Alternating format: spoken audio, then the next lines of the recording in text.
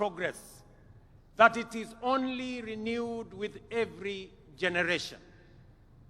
He understood that we are an imperfect people, always striving towards a more perfect union. Yet even in our flaws, he saw magic and beauty. In our struggles, he discerned promise, and in our contradictions, he could pick out hope and unity. To Raila, there was no place on earth more worthy of devotion, no people more deserving of faith, and no dream more noble than the Kenyan dream. Thirdly, Baba's life was an example of always choosing and closing ranks for the common good. When our nation faced turbulence last year, for example, I reached out across the political divide. Baba was the first to come to the table to help steady the ship of state, leading to the formation of the broad-based government that has since stabilized our economy and our nation. That is what heroes do. When the stakes are high, they rise above partisanship and put the country first. Even during the last election campaigns, when faith placed us once again on opposite sides of the political divide, Baba spoke words that will echo through generations. He said, and I quote, "I have been to the mountaintop. I have seen the glory land. I may not get there with you, but together we will get there." End of quote.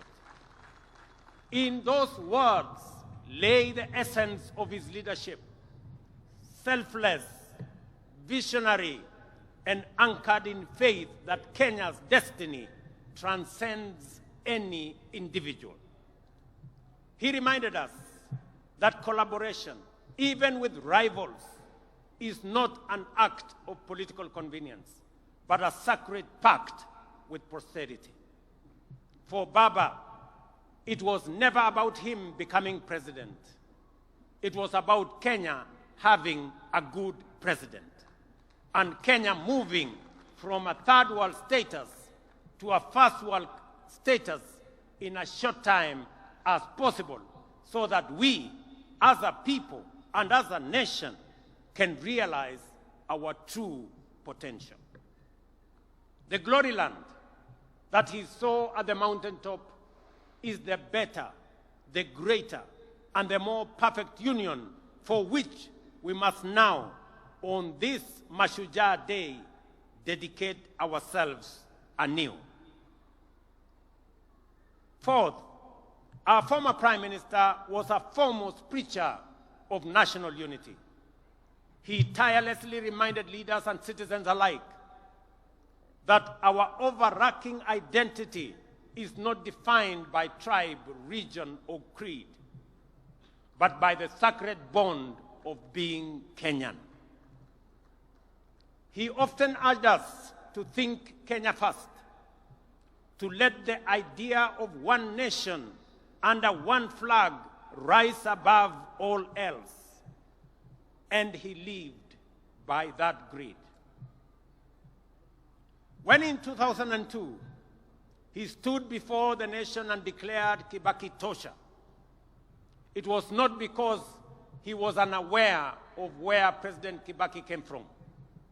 It was because he saw, beyond geography and ethnicity, he saw Kenya as one united nation under God. Fellow countrymen and women, it would therefore be a desecration of his legacy if we were to allow ourselves to be divided by sectarian interests, by the peddlers of hate, or by the see nothing good about Kenya battalion. The fifth lesson from Baba's life is one of unshakable faith in the future. He was a dyed-in-the-wool eternal optimist. through every trial, setback, and triumph, the Right Honorable Raila believed that Kenya's best days were still ahead. He endured prison, persecution, and political defeat, yet never surrendered to bitterness or gave in to hopelessness. His optimism wasn't anchored on naivety. It was courage in motion. His life was a constant reminder that no setback is final, no dream too distant, and no obstacle insurmountable for a people determined and are united by purpose. At this juncture, fellow patriots, allow me to share reflections on the future of our great country, drawn from my intimate and wide-ranging conversations with the Right Honorable Raila Amolo Odinga in the final months of his remarkable journey, as well as with leaders from across the political divide.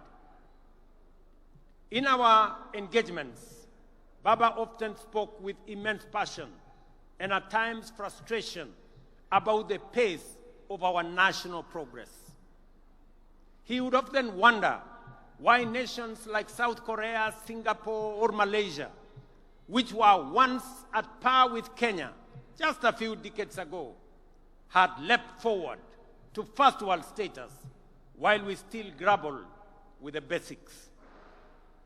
In those moments of honesty and deep introspection, we came to a shared conclusion that the true driver of national development is leadership.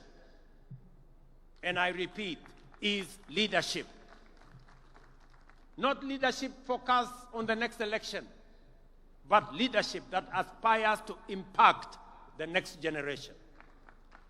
Leadership that dares to dream beyond its time and even its capacity.